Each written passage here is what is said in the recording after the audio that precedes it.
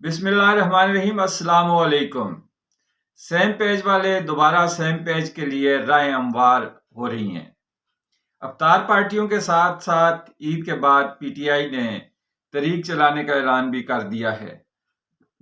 فی الحال عمران خان کی عید اڈیالہ جیل میں ہی ہوگی۔ اتحادی حکومت بھرپور کوشش کر رہی ہے کہ حکومت پر گرپ مضبوط ہو اور عوام کو ڈلیور کیا جا سکے، لیکن نون لیگ کے رہنما نہیں چاہتے کہ مرکز میں نون لیگ کی گرپ مضبوط ہو۔ مشہور اور معروف تجزیہ نگار، تبصرہ نگار، اینکرز، ویلاگرز کی رائے ہے کہ ہو سکتا ہے مرکز میں تبدیلی آ جائے، پی پی اور پی ٹی آئی مل کر نون لیگ کی حکومت ختم کر دیں اور پی ٹی آئی اور پی پی مل کر مرکز سنبھال لیں۔ ججز کو بھی نامعلوم مقام سے خطوط ملنے کا سلسلہ جاری ہے۔ سوشل میڈیا سنسنی خیز خبروں کی شدید زد میں ہے اور عوام کے لیے کوئی خبر نہیں۔ حالات حاضرہ درست نہیں ہے۔ مہنگائی، بے روزگاری، معیشت پر کہیں پر بھی بات، کسی پلیٹ فارم پر بات نہیں ہو رہی۔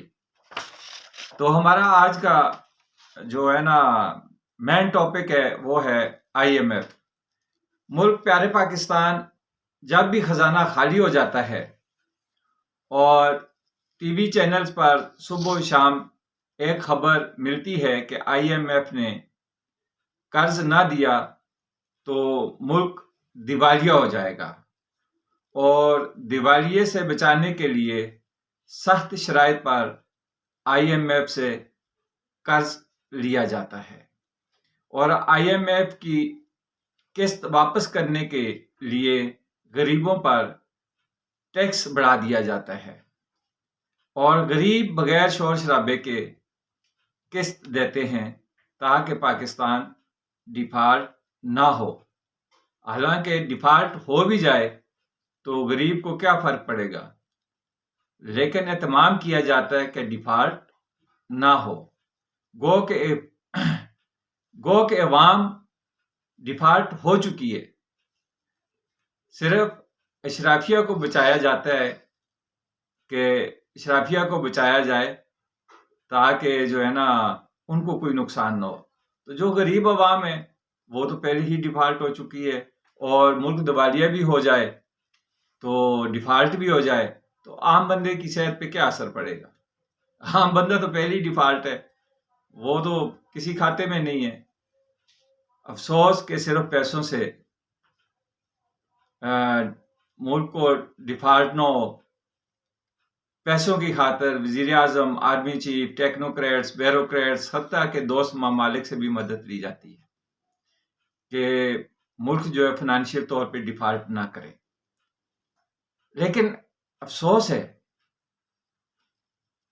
کہ ہمارا جو معاشرہ ہے اس کو بچانے کی کوشش نہیں ہو رہی، وہ بہت ساری چیزوں میں ڈیفالٹ ہو چکا ہے۔ میں اس کو تھوڑا سا ایکسپلین کرنے کی کوشش کرتا ہوں۔ معاشرہ تمیز، کردار، حلال و حرام، انصاف، اخلاقیات، برداشت، ناپ تول اور انسانیت میں بری طرح دیوالیہ ہو چکا ہے۔ اس کو بچانے کے لیے نہ وزیر اعظم، نہ آرمی چیف، اور نہ ہی ٹیکنوکریٹس اور نہ ہی بیوروکریٹس نے اپنا کردار ادا کیا ہے، اور نہ ہی اپنا کردار ادا کرنے کے لیے تیار ہیں۔ اس دیوالیہ پن کی وجہ سے پاکستان دنیا کی فہرست میں بہت پیچھے رہ چکا ہے۔ معاشرے کو دیوالیے سے بچانے کے لیے کوئی بھی فرنٹ پر آنے کے لیے تیار نہیں ہے۔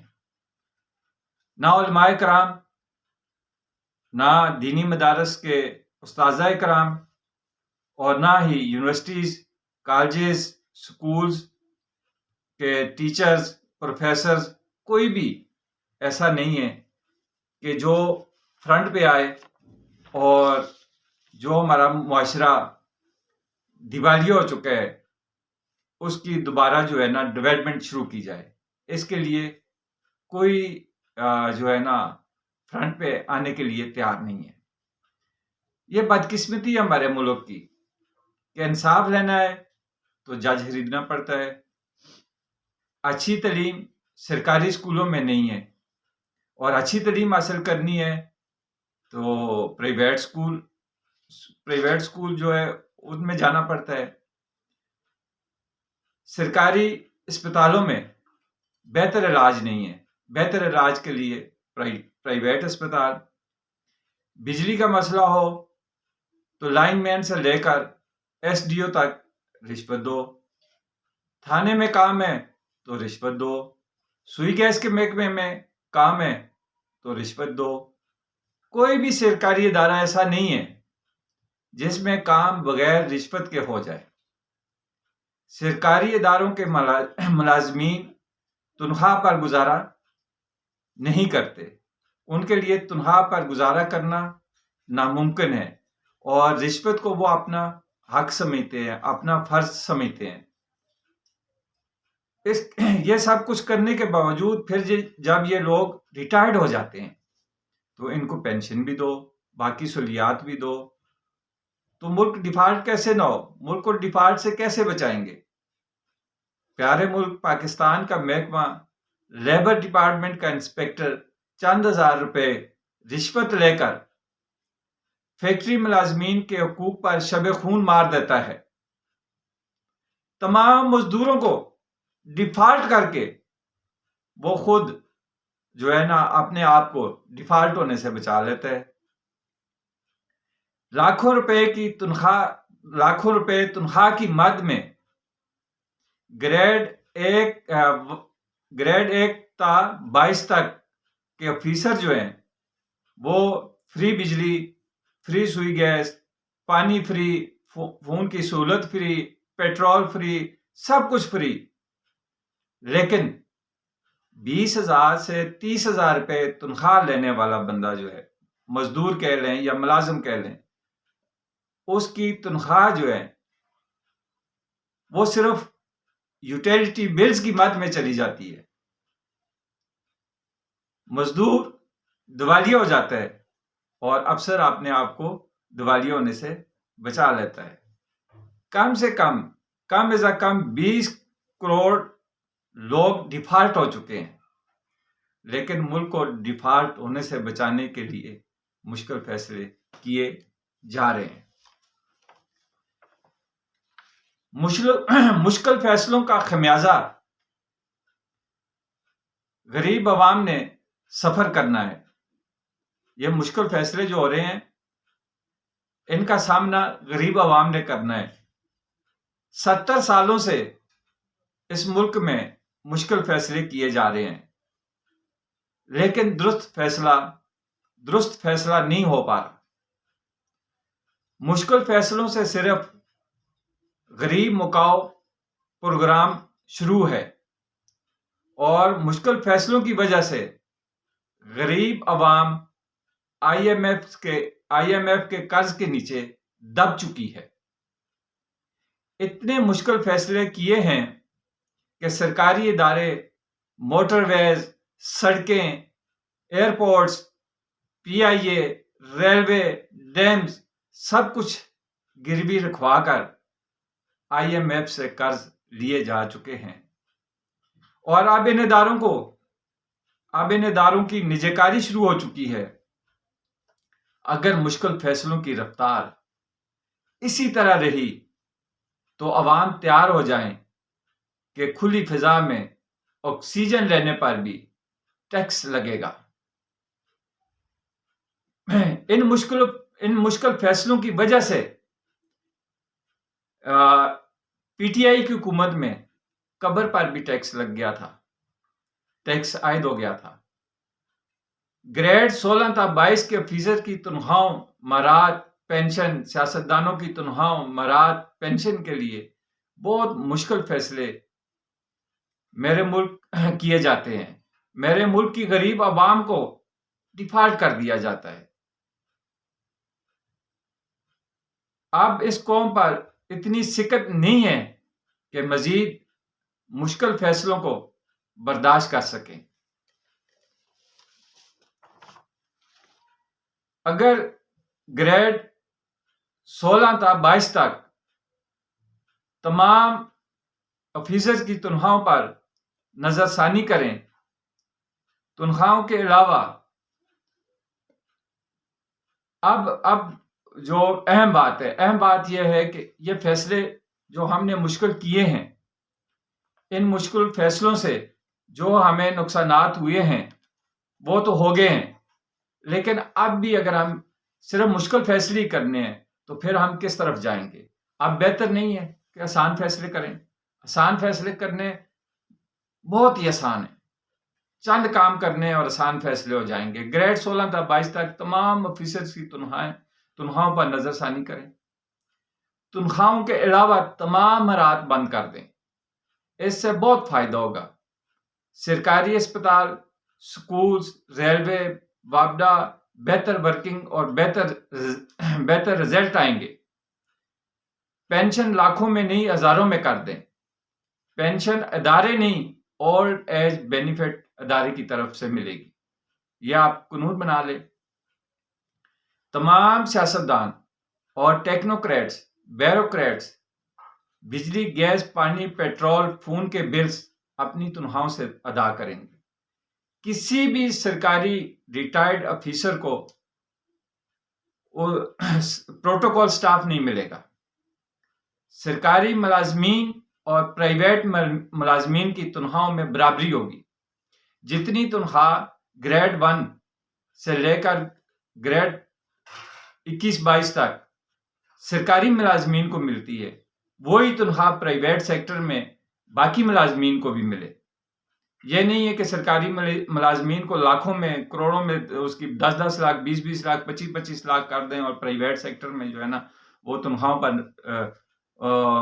پرائیویٹ سیکٹر کے جو مالکان ہیں ان کے رحم و کرم پر چھوڑ دیں اور وہاں پہ کوئی بھی سلسلہ نہ ہو۔